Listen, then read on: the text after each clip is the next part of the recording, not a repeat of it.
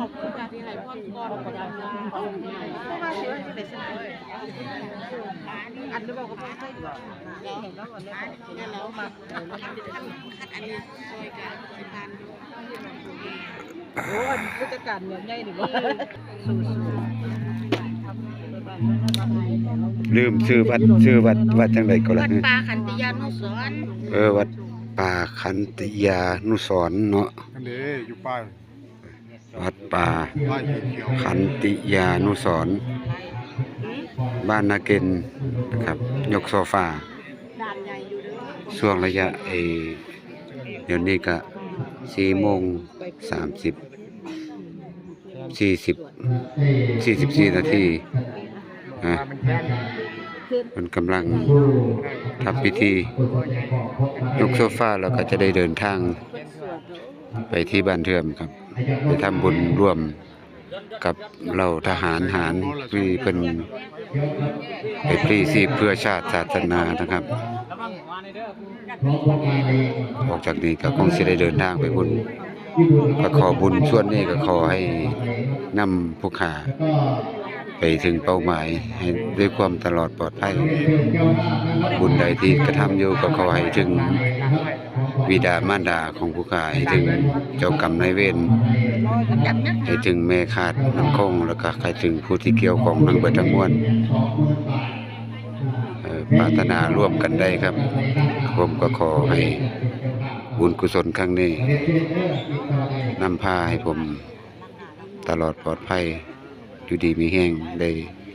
สร้างบุญสร้างบารมีต่อไปอีกนะครับได้พบในชาตินี้ขอบุญจงช่วยหนุนให้นะครับเชื่อมั่นในพุทธศาสนากระทำดีต่อวัดวาศาสนาและเพื่อนร่วมโลกมนุษย์ที่อยู่ในประเทศไทยนำกันครับขอให้ประเทศไทยปลอดภัยและรุ่งเรืองตลอดไปอยู่ในรัชกาลที่10นะครับเนาะรัชกาลที่10ขอให้นำพาลูกหลานของพระองค์ไปสู่ที่ความเจริญรุ่งเรืองได้ในรัชกาลปัจจุบันนี้นะครับ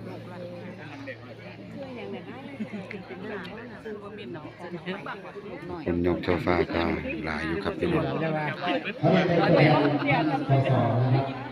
ไว้พุ่นไว้พี่โอ้มีฮอดเทวดามาซอยบ่ มีเทวดา2 องค์มาซอยนางฟ้ากับเทวดาตามเราได้บัดนี้ไปไว้ด้วยได้เอาบุญนะครับพร้อมกับอะไร มุมไทยพิการก่อน ว่าติดคู่กับเราแล้วรู้เพื่อนที่เนี่ยปฏิอาเซียนเนี่ยดูมองแล้วแล้วบนรักกันไปพ่อละท่านเกียรติพ่อเด้อผู้ใดอยู่ละท่านเนี่ยนี่พ่อจะตีละท่านไปเด้อตีละท่านเป็นสัญญาณไปเรื่อยๆเด้อพ่อกตีไปเรื่อยๆก็ได้เวลาเป็นมงคลนะครับราคาที่ผมครับยังหาร้อยอยู่ถ้าได้600แล้วตัดสินใจเลยวัดสีร้อยถึงไปเด้อร้อยถึงไปเอาดึงพ่อแม่ชักพ่อแม่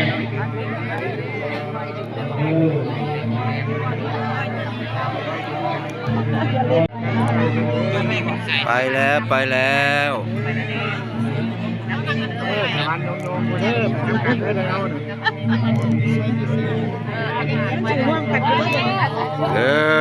ให้สวัสดิ์สันฟ้า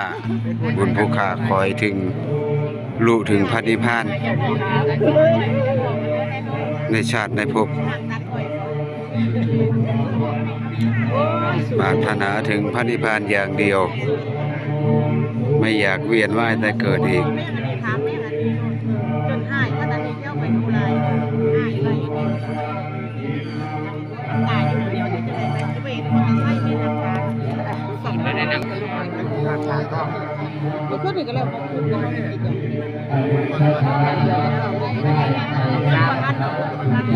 เขาเต็มเลยเต็มเลย ตวานาลาพันตาเตขีเน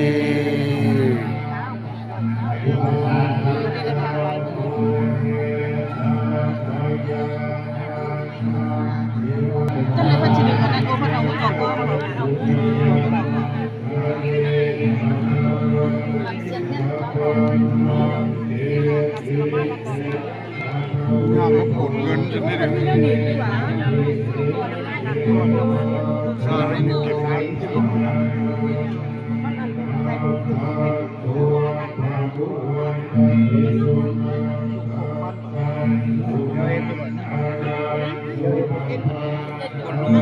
ทีเดียว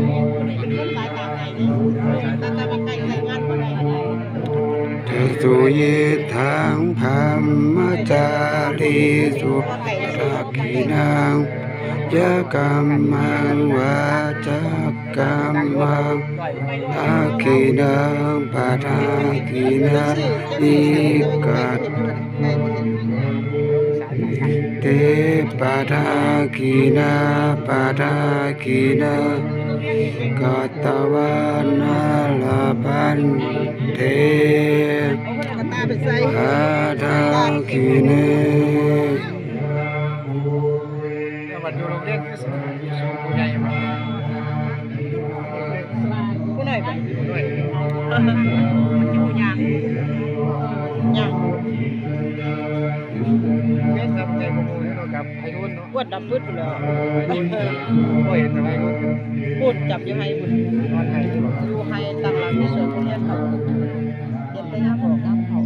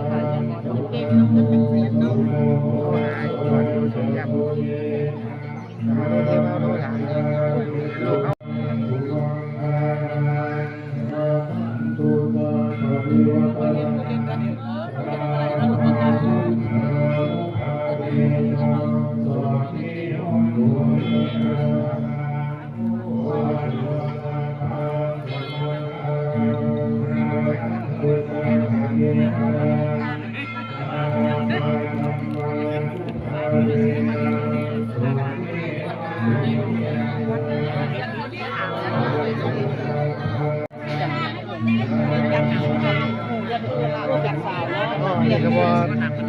กับแม่รู้แต่ว่าบรินักโถนะจับ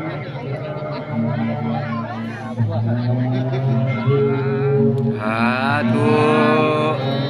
สาธุ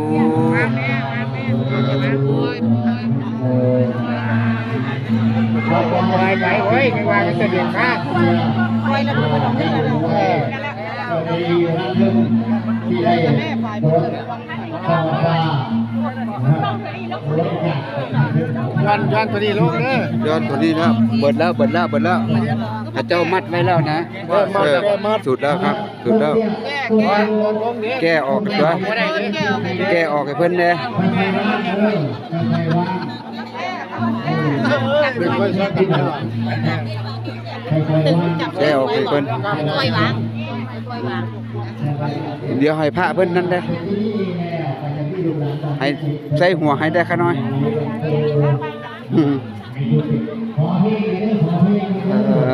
ถูก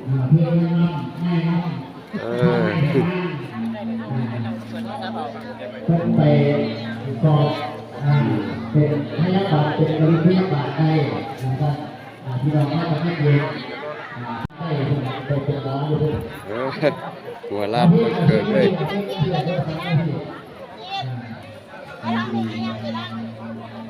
สำเร็จเสร็จสิ้นแล้วครับพี่น้องเอ้ยเสร็จสิ้นแล้วยกโซฟาบรรยากาศที่บ้านนาเกณฑ์นะครับยกโซฟาบรรยากาศที่บ้านนาเกณฑ์สำเร็จเสร็จสิ้นไปบริบูรณ์เนี่ยโยม ญาติพี่น้องทั้งหลาย นางรำพร้อมหรือยัง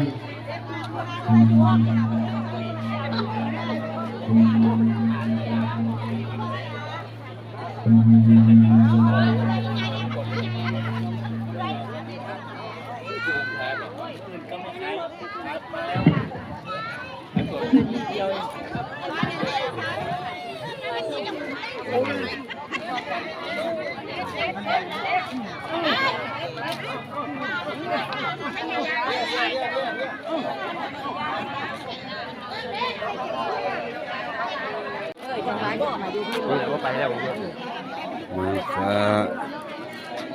งานนี้มีนางฟ้า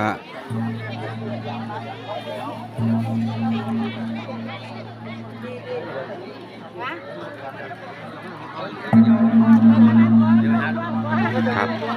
สำหรับคลิปนี้ก็ขออำลาพระจากพี่น้องไว้ให้อยู่ดีมีแห้งสบู่ทุกคนครับโชคดีครับสวัสดีครับเพื่อนๆครับผมอย่าลืมกดไลค์กดติดตามให้ด้วยครับขอบคุณ FC ทุกคนครับผม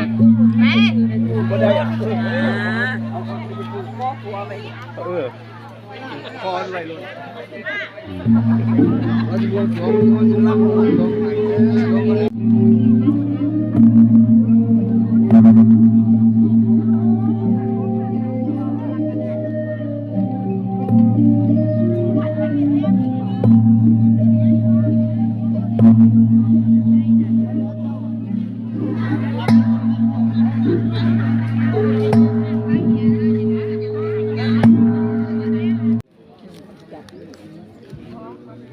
แลกเงินน้ำพัน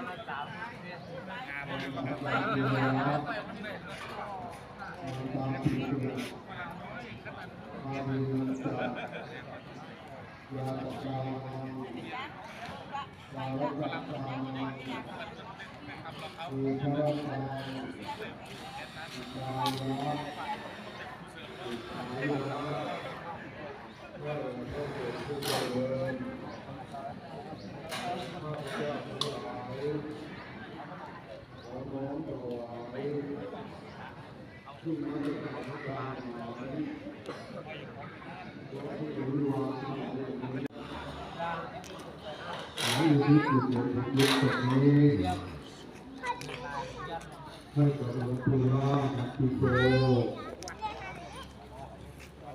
พ่อที่นี่รับที่โตท่านทั้งหลายที่เคยมามันจะไหล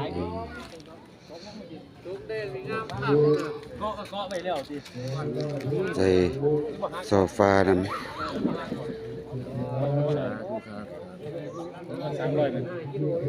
เป็นความหมายคนอยากได้คนตาแพทย์เลยนะครับถ้าสมนี่เยอะเลยครับเป็นลูกหลานปีใหม่ครับ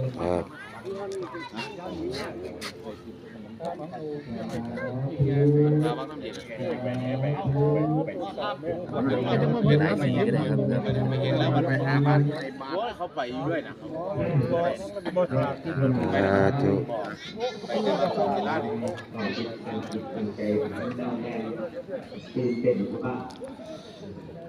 ขอน้องถวายเยาวที่สุดคุณมาให้ขอน้องถวายเยาวสูสองลูกน้องถวายวันตาลายโยสุขิเตกายโยโกธนาเจริญสานิ จังตาปัจจายโนจัตตารโอธรรมังวาทานติอายุวันโนสุขังภาลังอันตะปูนาปินายิโนสัมปะมิโตปะนิติตาเตกาลตัสสิตายาสาธานาโตภะคะปะเตที่มีความประสงค์ที่อยากจะร่วมเป็นเจ้าภาพผ้าป่ารอยฟ้าเป็นเจ้าภาพช่อฟ้าในวันนี้ก็ตอนนี้ก็มีคณะสัตยาญาติโยมพี่น้องได้มาต่อยอดกันอยู่ไม่ขาดนะครับนะเอาสาธุอนุโมทนากับพ่อค้าแม่ขายลอตเตอรี่ได้มาร่วมทำบุญนะครับแล้วก็ขออนุโมทนาท่านกำลังโปรเจกต์ระยะเท่าไหร่เนาะก็ยังทำได้ก่อนไม่ว่าคือไม่เจหาบอกแม่ถ้าบอกมันก็ไม่ได้รู้อีกนะเอาหรือว่าตอนนั้นฝ่ายปกครองของเรามาดูกุศลบริการตัวที่งานประจำนะครับฝ่ายผู้นำเวลาจะเป็นผู้ใหญ่บ้านผู้เชี่ยวผู้ใหญ่บ้านตอนนี้ก็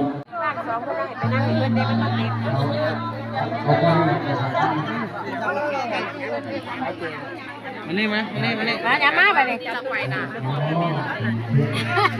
จะไปนะแล้วพี่ไหมพี่กับเจ้าก็ไม่มองถึงมาจับตัวไปแบบพี่ว่างอยู่นั่นด่าคนเจ็ดเจ้า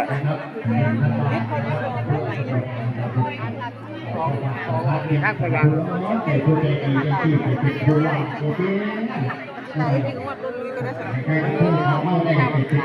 ทางกำลังขึ้นไป